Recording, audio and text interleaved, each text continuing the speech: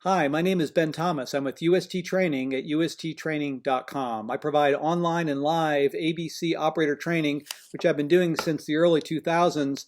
I've had the great privilege of being able to offer operator training to tribes throughout the U.S. This training course lesson today is here to help explain ABC operator training, what it is, how it works, why we do it, what are sort of the coverage requirements, what do you do after class, and I'll leave with some final points about being a really good operator.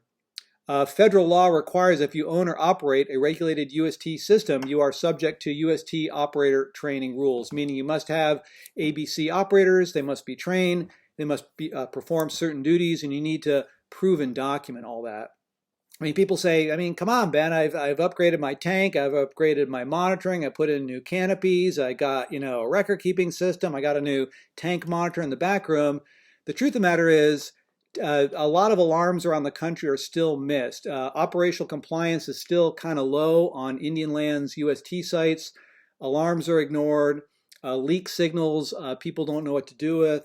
Records are maybe not in the best shape. People don't know what to do about a spill. Maybe tanks and piping are corroding. There's still stuff out there.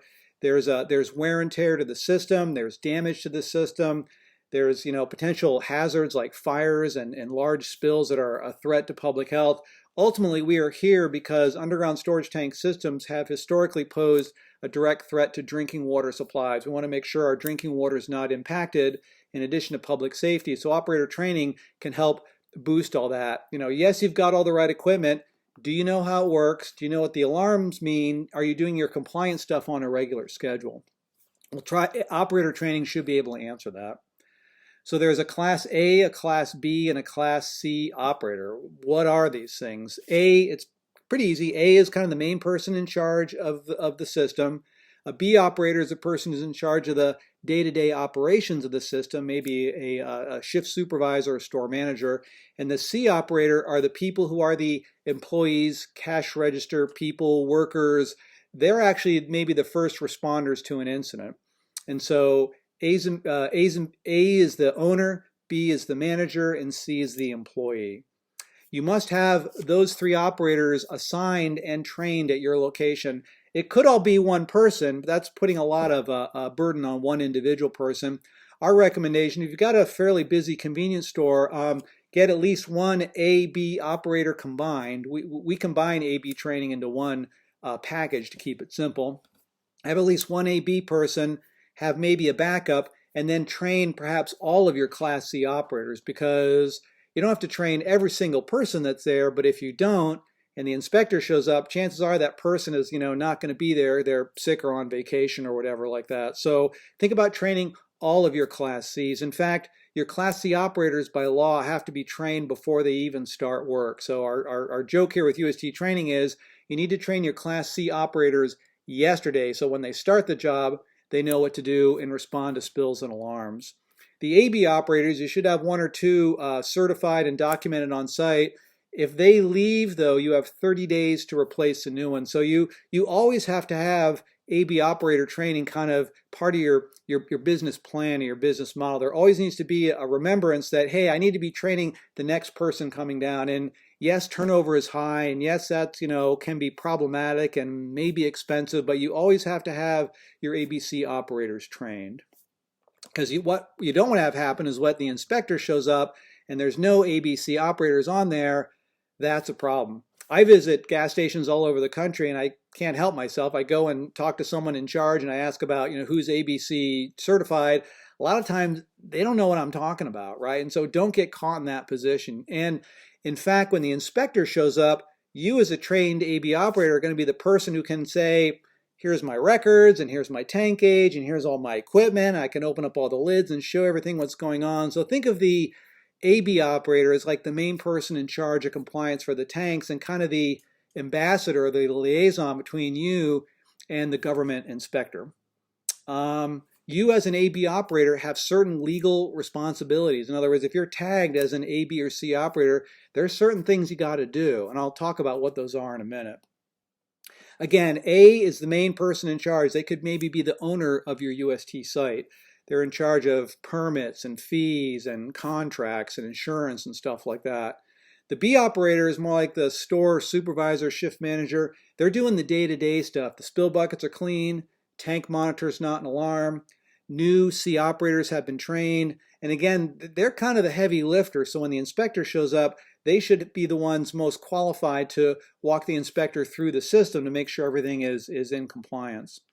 And the Class C operators need to know basically how to respond to alarms and how to respond to spills or incidences. And so if there is a leak alarm or the tank buzzer's going off, they should at least be seeing it and asking for assistance there.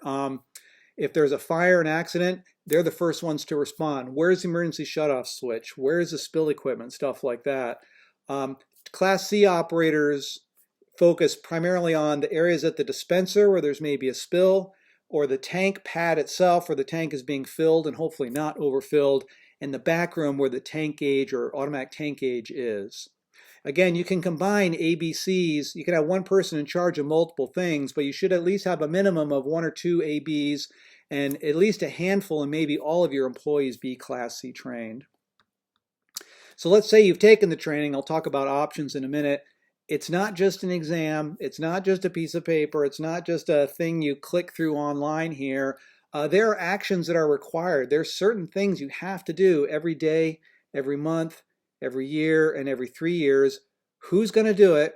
How are they going to do it? How are they going to do it safely? I do need to say that operator training does involve certain activities that, if you're not being careful, can be a hazard. If you're trying to inspect a system and you've got busy traffic coming through, you have to be prepared for that. So good operator training should prepare you to be safe with that. So who does the actions? How do you document it?